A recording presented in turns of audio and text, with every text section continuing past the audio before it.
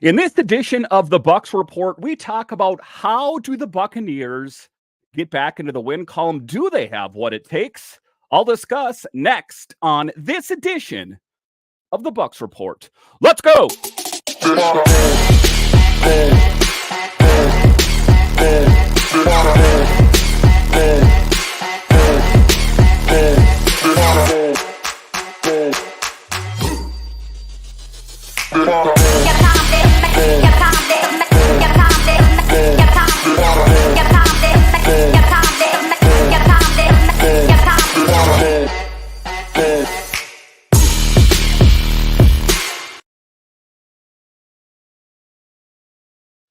Well, hello and welcome into this edition of the Bucs Report. I'm so glad you decided to join me today.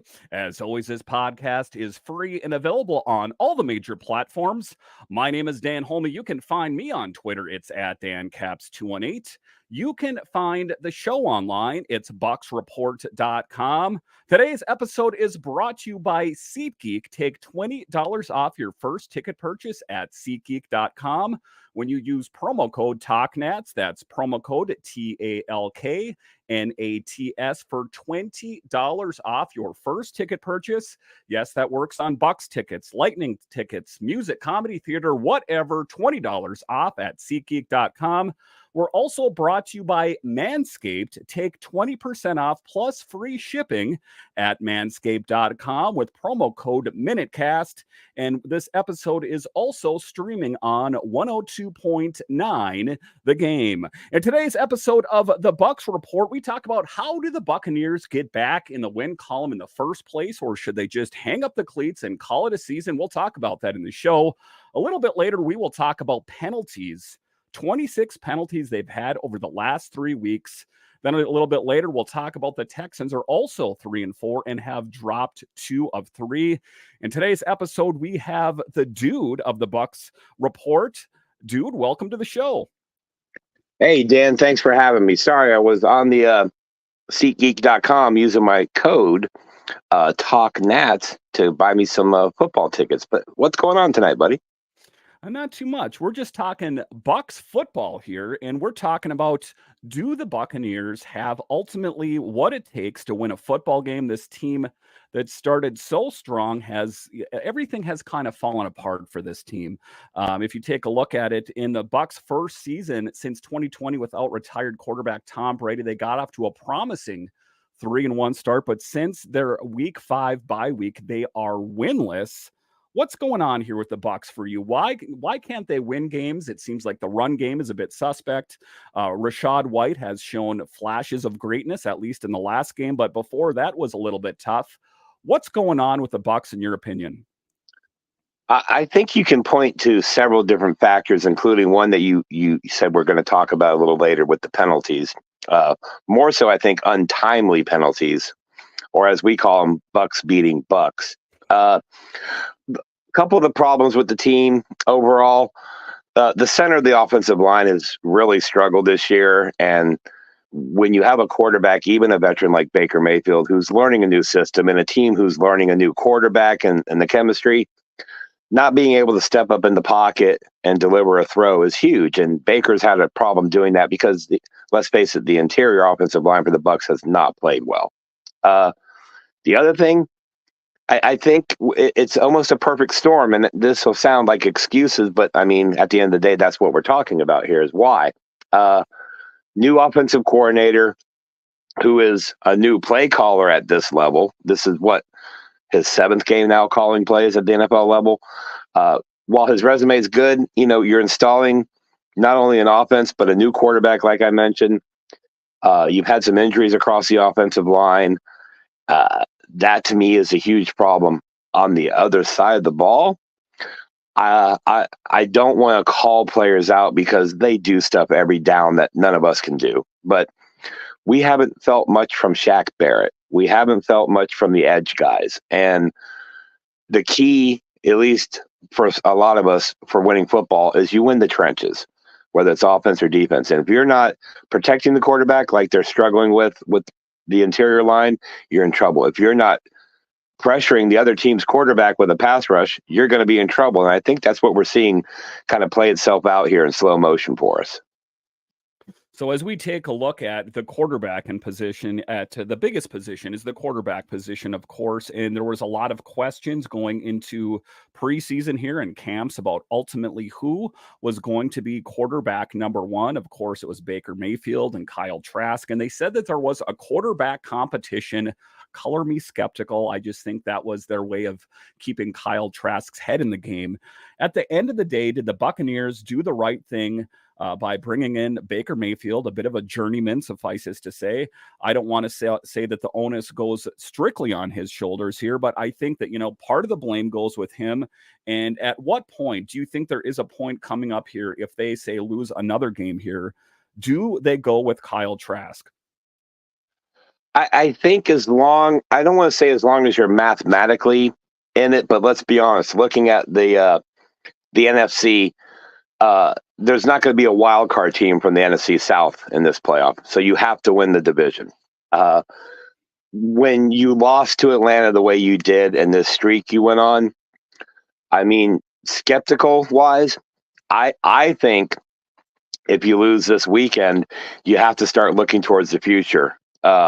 And with the amount of limited sample size we have of Kyle Trask in actual football, I think that makes sense. Now, the flip side of that is, as an organization, if, let's say, you bench Baker after this week, after following a loss, and you bring in Trask, you're admitting another mistake in signing Baker to begin with, coupled with that a lot of people are like, why are you doing that? He struggled, blah, blah, blah. So I feel like myself, being a longtime Bucs fan, we're default set to start looking at the draft this time of year anyway.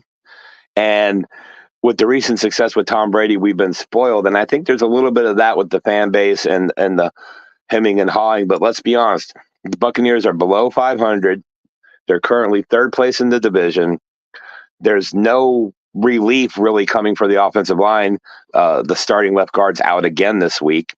And Ryan Jensen is all but done. We know that. So we have to find a center. We have to get consistency in the middle of the offensive line.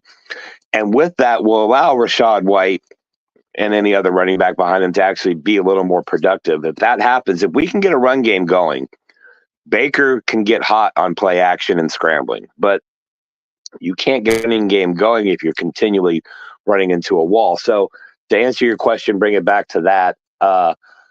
If they lose this week and I'm the GM, my focus now is starting negotiations to lock up the contracts that need to be locked up in the offseason. And I'm looking at the draft because, like I said, you're not fighting for 2 spots, a wild card or a division title. You have to win the division. And if you fall 3 games back and you don't hold a tiebreaker against the teams in front of you, or at least one of them, you're in trouble. So, yeah, I would put Trask in if they lose this week. And it's a tough thing for me, and I think that might be the right idea. But then I think if you go with Trask, it's going to be very difficult if he fails then to go back to Mayfield. It's going to kind of seem like the team is flailing, like, they don't know what they're doing. So a tough position, and I hear that about the draft, but my big concern about it is Trask. You take a look at before that, Jameis Winston. It seems like they're not afraid of drafting quarterbacks. They just, they don't utilize them, or they don't utilize them correctly. I guess part of that goes on Jameis's shoulders for, kind of being, not that great of a quarterback. But to your point as well, the Bucs aren't out of it. The Bucs are only a half game behind the Falcons and Saints atop the NFC South standings. So they're very much still in the thick of things as they seek a third straight division title. For you, as we record this in the beginning part of November, do the Buccaneers have what it takes to win the NFC South? Yeah, like I said, I believe they do, but I believe there has to be some things fixed. And it starts with the interior offensive line, and it also starts with a pass rush. The Buccaneers, throughout their history, have been known for their defense, pressuring the quarterback and sealing games at the end, and we haven't seen that. But to be fair, if you go back and look at the stats so far this season, the defense has spent a lot of time on the field, and that's due to a lot of, short drives by the offense and that's because of the problem with the interior line. I think any team that has the collection of players they have, the Buccaneers have, can compete for the division. And I think they still will. Like I said, if they win this week, it's a whole nother ball game, like you pointed out. Now they're back heading in the right direction. But we're on a 3-game losing streak, correct? That is correct. And if that turns to 4, now heads start dropping in the locker room. Now the emotions go the wrong way, and as soon as something bad goes wrong in a game, it's the "oh, here we go again" mentality. And when you have a coach who is, to be fair, conservative like Todd Bowles, a couple of mistakes, it'll kill your game, and I think we've seen that play out so far this season. It's a tough thing. This is kind of make or break. I know that, statistically or mathematically, it's not make or break. But for me, if they drop another game here, it's going to be hard to rally and get back in the win column. All right. So coming up here after the break, we will talk about penalties and we'll talk about the run game. Those are some of the things that are holding the Bucs back. We'll talk about that straight ahead.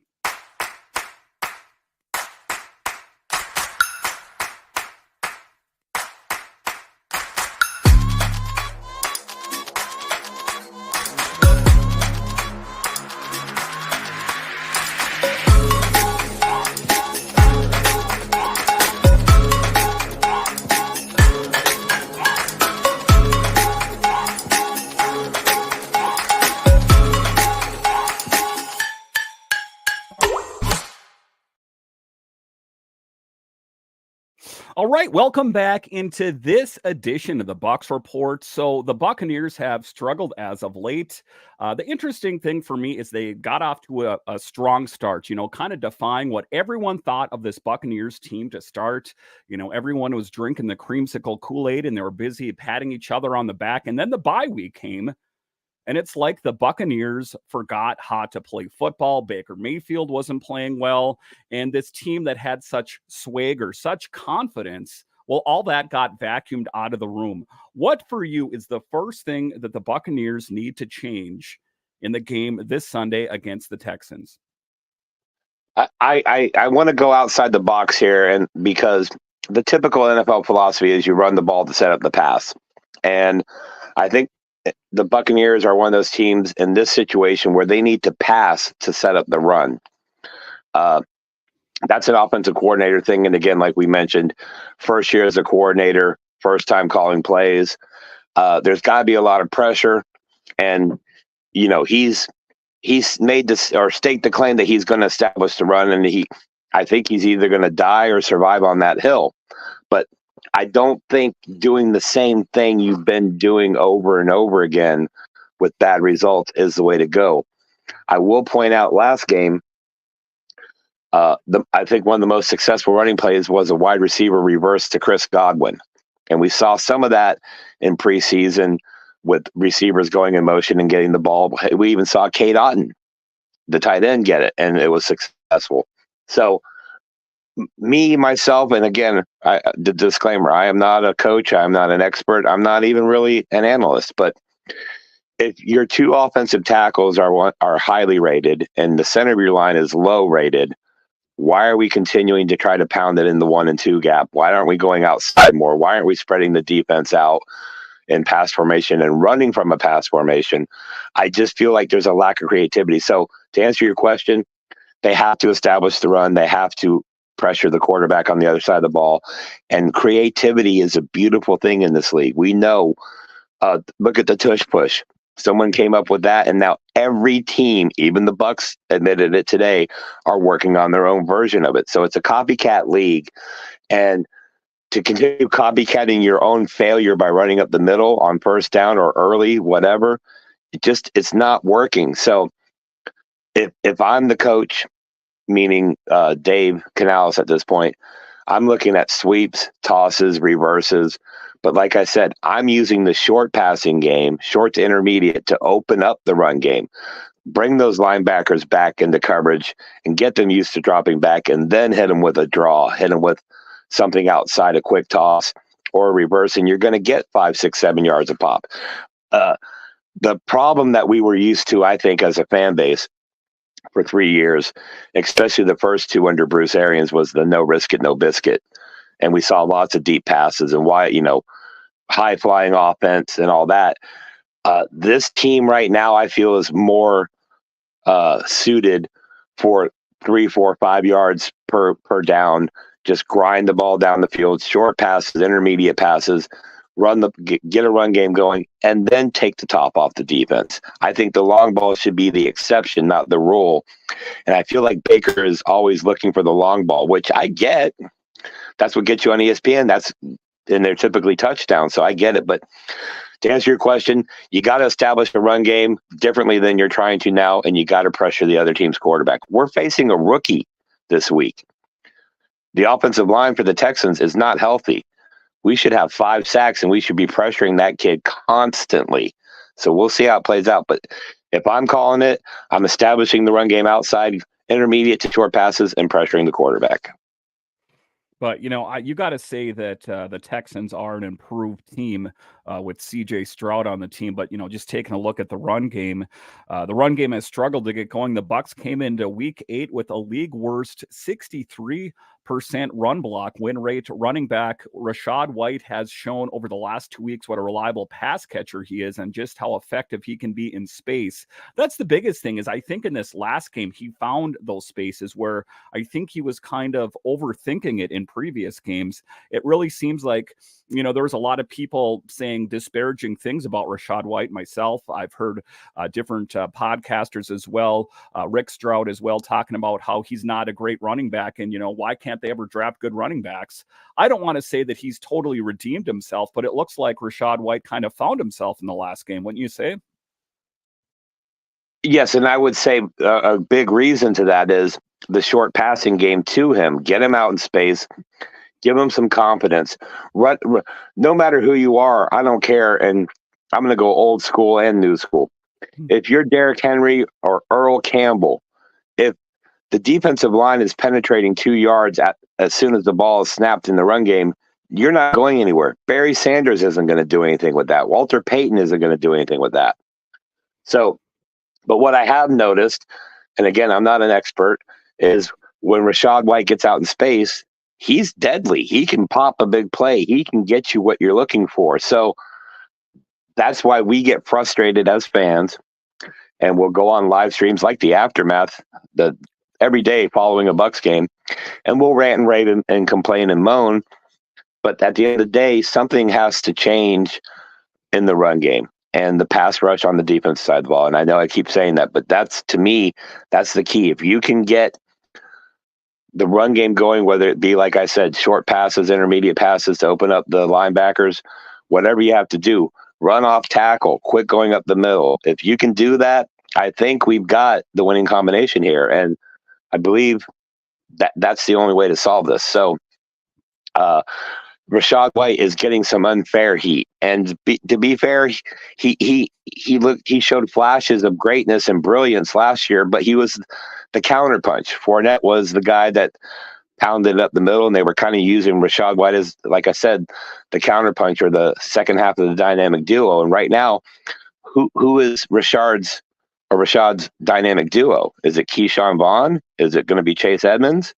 It wasn't Tucker. So that falls to me. I feel like the lack of running back quality depth behind Rashad is a big deal, because now he's the only one really getting the carries. So we're focusing on him, and they keep running him up the middle. So again, the hate for Rashad, I think, is a little, wrong, but opinions are opinions. I get it. So, I mean, let's say Rashad White is the guy next year. Let's kind of widen the lens here and take a look at next season.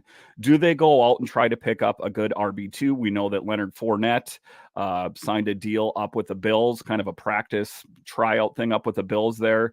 And the reason I bring up Fournette in the first place is there was rumblings out there that maybe he should come back to the Buccaneers. Ultimately, I don't think that's the right idea.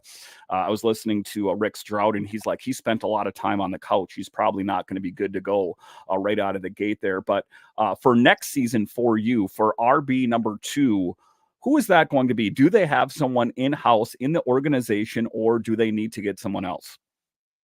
I mean, at the risk of sounding like a hard take here, I'll say in-house, no. Do I think Sean Tucker is, you know, unusable? No, I think he has a role, but I think it's, RB3. So what we're really talking about here is, who do the Buccaneers look to fill the RB1 role? Do you go out and get a veteran like you tried with Chase Edmonds? I mean, I guess I think, putting on my prediction hat here and looking at the draft coming up, I think they're going to draft another running back. Now, I don't think high. I don't think first or second round. I think third or fourth, and that's what we'll go with. But I don't think a lot of people have much faith in Keyshawn Vaughn. Chase Edmonds has been hurt, so it's hard to say.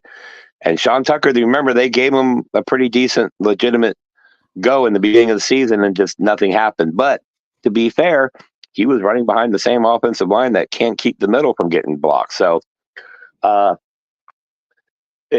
it's a good question, because to answer your immediate question, no, I don't think RB2 is on this team now. I think they're going to find him either in the draft or free agency, but most likely the draft, because while the Buccaneers have $48 million in cap space at the end of the season, they've got some huge signings they have to make a decision about. And that's just to keep the team at status quo. You need to also have money for free agency to improve the team as well as through the draft. So I think your RB2 for next season comes out of the NFL draft this year. Yeah, well, that's what we're hoping for. I mean, historically, I guess Jason Light hasn't had the best luck drafting a running back, but, I think things could change here. All right, so coming up here after the break, we will talk about the game coming up against the Texans. We'll talk about what players will return to the Buccaneers, and the defense is also an area of concern. We'll talk about that straight ahead. It's not a bird, it's not a plane, it's the most revolutionary ball trimmer the world has ever seen. Gentlemen, our friends over at Manscaped have been working night and day to bring you a below-the-waist grooming experience like none other with their brand new Performance Package 5.0 Ultra. Featuring the Lawnmower 5.0 Ultra, we're talking about a next-generation trimmer with interchangeable blade heads for whatever shave your mind can imagine. Upgrade your grooming game to the Ultrasphere this year by going to Manscaped.com for 20% off plus free shipping with code MINUTECAST. High tech for low places, Manscaped. We also have dual LED spotlights to provide contrast on multiple skin tones, 3 length setting combs, and oh, did I mention this? The trimmer is waterproof too. Also inside this package features the Weed Whacker 2.0 ear and nose hair trimmer, Crop Preserver ball deodorant, Crop Soother toner, and 2 free gifts. The Weed Whacker 2.0 also features skin-safe technology which helps prevent nicks, snags, and tugs in those delicate holes. Seal the deal with Manscaped's liquid formulations, the Crop Soother, Aftershave, Lotion, and Crop Preserver, anti-chafe ball deodorant. Once they touch your sack, you'll never go back. Manscaped even threw in 2 free gifts to their Performance Package 5.0, the Manscaped Boxers 2.0, and the Shed 2.0 travel bag. Bring your travel and comfort game to another level. Get 20% off plus free shipping with promo code MINUTECAST at Manscaped.com. That's 20% off plus free shipping with promo code MINUTECAST at Manscaped.com. I can promise you've never seen a ball trimmer look like a spaceship. Get yours today from our folks at Manscaped. All right, and welcome back into this edition of the Bucs Report. So in the previous segment there, we were talking about what players are coming and going. You touched on that briefly before the break. Let's talk about the elephant in the room, and the biggest elephant that I can think of is Mike Evans, a huge piece for this Bucs team for so many years. The one knock on him, I guess, and maybe that's why there was reluctance by Jason Light and, the Glazers at large, I guess, is that he seems to suffer some sort of injury each season, whether it's hamstring, this, that, or the other thing. Do the Buccaneers have enough room, cap space wise or money wise to bring him back? And do you think they get the deal done and they can have Godwin and Evans on this team again? I think ultimately everybody involved, from Evans to the Buccaneers to the fan base, want to keep Mike Evans. I think that's a no-brainer. I think the money aspect is where we're at. you've got a team that's asked Mike to restructure several times. And let's be clear, all those restructures that Mike Evans did, he didn't take a pay cut. He just moved money around and got it up front. So basically, and this isn't a slight against Evans at all, but the way that works out is his whole year pay got sent to him before the season started. Wouldn't you all like to get your yearly pay in advance? But that allows for manipulation of the cap.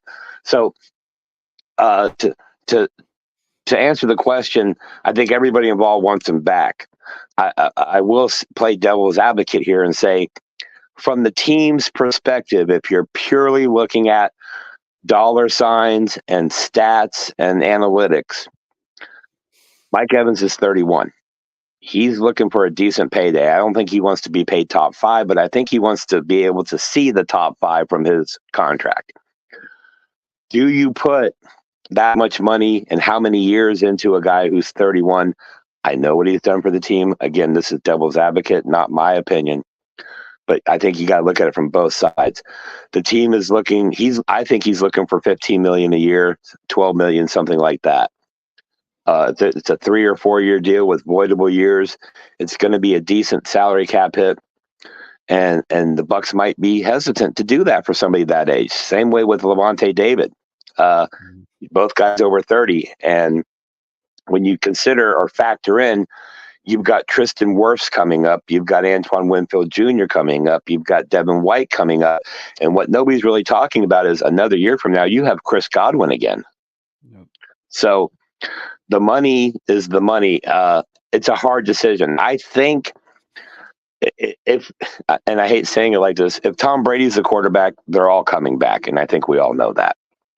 But if you don't even know who your quarterback is, how are you going to put $70-some million into a 31-year-old wide receiver just to keep the team together when you don't even know who's leading the team? So there's a lot of hard decisions. And let's say, to go a little deeper, Baker Mayfield isn't the guy. Now the Buccaneers are looking for a quarterback. If they draft one, you're developing a rookie, and that's ideal because it's a small contract. But with rookies and the Buccaneers' history, at quarterback selection, I'm not 100% sure on that. So then do you go after a free agent? Well, now you're paying top dollar and outbidding people, and you're losing a good portion of that $48 million in cap space. So the short answer is, and the answer that everybody wants to hear is, yes, I think they get a deal done, and I think everybody wants to see Mike Evans finish his career here. The reality is the dollars and cents might not make sense. I hate saying it, but yeah, and I mean, that's one of the things, one of the luxuries I think that this team has is they have really two great options at running back, or wide receiver in Godwin and Evans. And, you want to widen the lens a little bit more. You look at Tompkins and Palmer. So they do have some options. And I'm not going to say that Palmer or Tompkins is anywhere near what Mike Evans is. I think that they've shown flashes of greatness as well.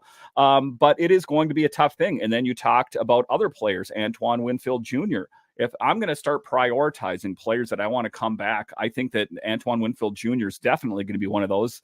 Devin White, love him. He's a great motivator. If you listen to the Bucs Minutecast, he leads off the show with his motivational speech every time he's out there. I love what he brings to the game, but he showed attitude problems, I guess, in the beginning of the season. So let's kind of start to prioritize here. You listed off some players there. What players should Jason Light prioritize on bringing back next season? I think it's real easy.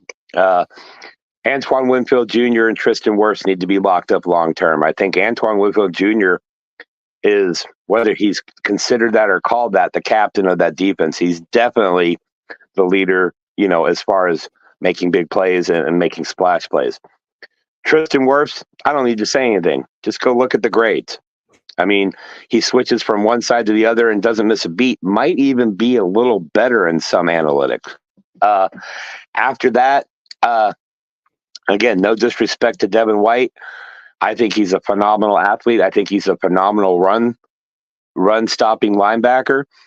I think to get the kind of money he's looking for, you need to have a game similar to Lavonte David, where you can cover as well as stop the run and call the plays for the defense, which I don't think Devin White has that capability. So Devin White's going to be the bottom of my priority.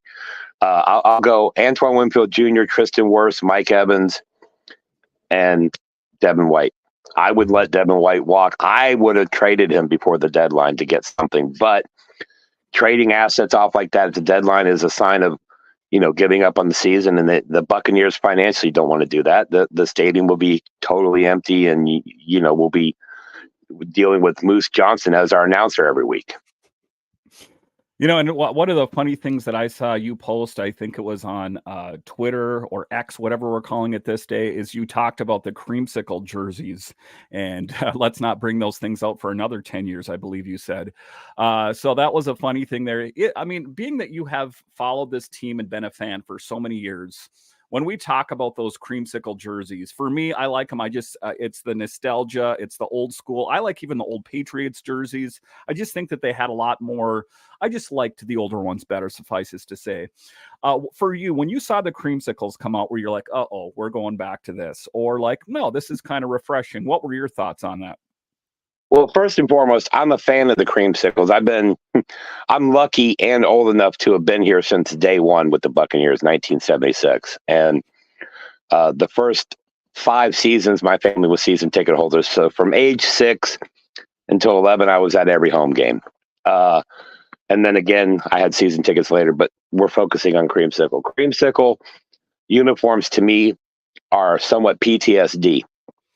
There's been a lot of bad football played in those. Just look at the 90s. But here's what I will say. The nostalgic factor, I think the players really enjoy wearing throwback uniforms, something different.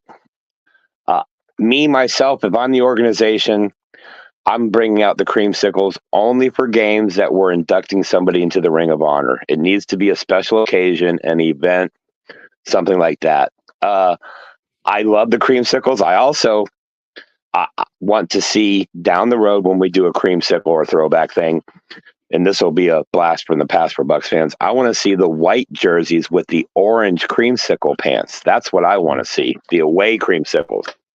I think that those were slept on too. Real quick, while we're talking uniforms, I'm going to make an emotional plea to the Buccaneers. I understand the fashion of the day. I understand the trends of the day. But for the love of everything holy in football, for the love of Vince Lombardi, John McKay, and all the Buccaneers greats, Derek Brooks, Warren Sapp, Rondé Barber, John Lynch, Mike Allstott, can you please wear red and pewter? Please? Sometime. White and white is getting to be a little redundant across the league. The Buccaneers are red and pewter. White is a secondary or even fourth color. Red and pewter. Please, Buccaneers organization. All right, I'll leave that alone now. I was thinking about this. I was having a conversation with someone at work about, bringing back old jerseys. And there's one team that comes to mind that has never really changed their logo, or not a lot, and that is the Raiders. Why are the Raiders untouched when you think about it? I think of like the old Broncos logo, and I think, like I said, of the Patriots or the Eagles. I think I just like the vintage look of it. For you, the Raiders, let's talk about that on a bit of an off topic here. Why is their jersey untouched, or their logo, that is? I don't know if it's something because, that team's been in the same family for quite a while. So I don't know if that's a respect or homage to Al Davis, or if they just think that the uniforms are fine the way they are, or perfect the way they are. You know how Raider fans are. I thought there would be a little bit of a rebranding when they moved from Oakland to Las Vegas. Not like a color change or anything drastic, but, a little bit. The other side of that is, and I kind of experienced this, so it's going to sound like I'm contradicting myself about the Creamsicle and throwbacks here a little bit, but the other night watching the Steelers play, Heinz Field, black and gold or black and yellow, the iconic Pittsburgh Steelers uniform with the white numbers, but the name is yellow. So the Green Bay Packers, iconic. Chicago Bears, iconic. Oakland Raiders. The Cleveland Browns, as horrible as they are, there's some things that I think don't need to be changed, but I do think down the road as marketing becomes the biggest thing, and merchandise sale is obviously at the top of every team's thought list, we're going to see some changes in these iconic uniforms. I do think the last people to hold out will be Pittsburgh and Oakland, though. I just feel like, well, first of all, to me, the Steelers logo or uniforms are perfect. I like them just the way they are. I've always, from afar liked the Raiders organization because of the rebel mentality under Al Davis. I'm not a big fan of his son. To me, he looks like microwave John Gruden, and I don't think he makes good decisions. But to answer your question, I think the Raiders uniform is iconic, and I think they're sticking with that, with tradition. And I will say, in college football, at least, the multiple different uniforms has gotten a little bit out of hand, and we can thank Oregon for that. But I get it. You got to sell jerseys. The more jerseys you have, the more you're going to sell. So to answer your question, I think the Raiders are just arrogant and they like it the way they are, and they're not going to conform to society. But I do think there's changes inevitably for all these teams coming. They have to at some point. And it's tough, and I can hear a producer in my ear saying, Dan, get it back on topic here. But in any event here, let's get it back to the Bucs here. They take on the Texans. The Houston Texans will start a run for the Bucs of facing 3 rookie quarterbacks in 5 weeks. CJ Stroud hasn't played like most rookies with just 1 interception all season. The Texans have the fewest turnovers in the league with just 4, and they've allowed only 15 sacks despite an offensive line that has 7 players on the IR and 4 others limited by injuries. This is the team that has seen different centers this year. And the one thing I'm going to say here is I don't want the Bucs to fall into what you're going to call a trap game, where they're going to go in and this is the Texans. Historically, they haven't been that good, and they take their eyes off the ball. I don't think they need any disadvantages for this team. What are your keys for success for the Bucs to take down the Texans? Well, this is going to sound a little bit like we're replaying earlier from the show, but it's really that simple. First of all, attacking or defending against the Texans. Dameon Pierce, the running back, is not playing. He's out. They have offensive line problems. You have a rookie quarterback. Me and most people would think what you do is you pressure and blitz the rookie, play man for man, make him make a mistake. And so I think the key is we have to pressure CJ Stroud, keep him in the pocket, don't let him get free and running around and embarrass you. Man-to-man coverage, because there's going to be some balls that are 50-50. And from the offensive side of the ball, again, short to intermediate passes, soften that defense up, and then hit them with some run game action with Rashad White. Back in, the day, let's say back to the first Super Bowl era of the Buccaneers, facing a rookie quarterback with offensive line injuries and their starting running back out, this team would be licking their chops. And I don't feel that. I don't sense that. And that bothers me because Shaq Barrett should be, every interview this week should be like, we're going to come after the quarterback. And Todd Bowles, we're going to come after the quarterback. But it's all status quo. And that might be part of the coaching philosophy. I don't know. But again, rookie quarterback, banged up offensive line, no starting running back. It should be a field day for the Buccaneers defense. So I say pressure the quarterback and, score 24 points and you win. All right. I want to lock you in here. Do the Bucs win the game? You can phone a friend if you want to.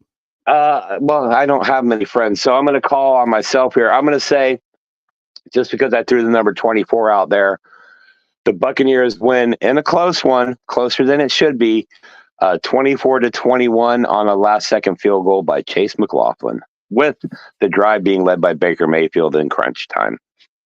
Well, that's a pretty good pick. I hate to say it because I do like the Bucs, but I do see them losing this game. And I know that I shouldn't say that. I think I should say that they should win every game. And I would love to be proven wrong. It just seems like this negativity snowball has gotten bigger and bigger and bigger.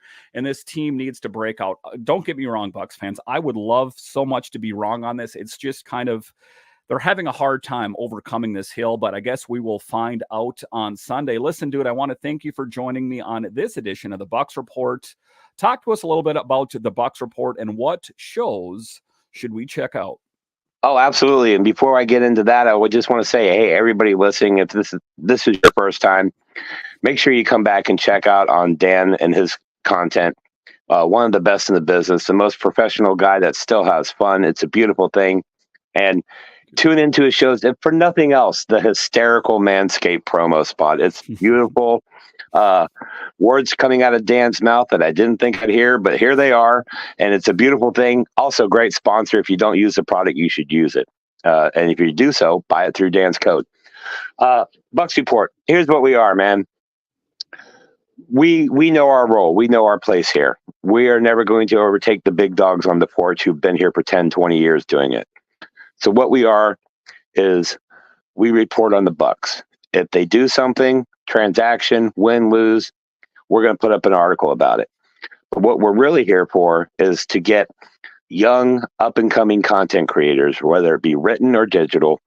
If you're looking to get in and you've got a passion, we want to help elevate these people. We want to help get them out as much as possible. And we use our followers, which with our Sports Talk Florida affiliation is roughly 100,000 followers across the internet, to get people like Dan and writers like JT Olson and Carter Brantley and Jeremy Moreau get their name out there, to get our show host of the aftermath and pregame and postgame show on Bucs Report, AJ Turnup and Coach Slick. We want to get these people out there as much as possible. My goal with people like Dan and anybody at Bucs Report is, obviously, I love having good people working with us, and I hate to see them go. But and other people who have worked here before, like JC Allen at Bucs Game Day, Sports Illustrated, will tell you, I'm excited when they get opportunities to move up the ladder. That's a beautiful thing in my book. And with our affiliation now that Dan brought to the table with 102.9 The Game, Broad Street South, and Angel Martinez, the impressions, the reach on social media and across the internet is only getting bigger. So basically, what is Bucs Report? We report on everything Buccaneers. We throw in some opinion, some podcasts, some live streams, and you can catch those, like I said, pregame and postgame, after every game and before. The aftermath, we always go live at 9:30 the following night of a game. So Sunday game, Monday aftermath, Thursday game, Friday aftermath, and so on. That's our reaction show. That's where you can come on. Anybody can come on. We'll send you a link. You can come on. You can rant, rave, or otherwise. And as technology improves and the dude over here figures out how to use it, we will soon be adding a call-in phone line to our StreamYard and live streams and podcasts. So if you're a little scared to come on camera and you don't want to do like I'm doing and block the camera out, you can just call in and tell us we're stupid. Tell us we're great. We're here because we're fans, and we have the opportunity to use this platform to try to elevate anybody trying to break into the business, cut their teeth, or otherwise. And that's why when you see people like Dan out here, they're grinding day in and day out, putting out content. 99% of us don't get paid. We're doing this for the love of the game and to hope to build something to which to grow upon. And that's why affiliations with Sports Talk Florida, 102.9 The Game. We've got an affiliation with several other outlets that aggregate and help share our content. Again, we appreciate each and every one of the listeners, each and every one of the visitors to the website. We do this because it's the Bucs, and some of us, we're all football, even in the off season. So if you are looking for an opportunity, reach out to one of our social media pages. If you like what you're hearing, please like, share, and subscribe. And when you see people like Dan or AJ or Slick or even Rick Hughes and Bucs Live on Tuesday nights at 9:30, you see them posting, give them a like, give them a share. They're doing this, one, because they love it, but two, because they want you to have the best and most accurate information possible. Absolutely. A lot of great content on the Bucs Report. Check them out online. Bucs Report on YouTube. The best way you can help the channel is to like and comment anything down below. That all helps the algorithm get going and kind of putting it on blast in front of everyone. Listen, dude, I want to thank you once again for joining us on this edition of the Bucs Report.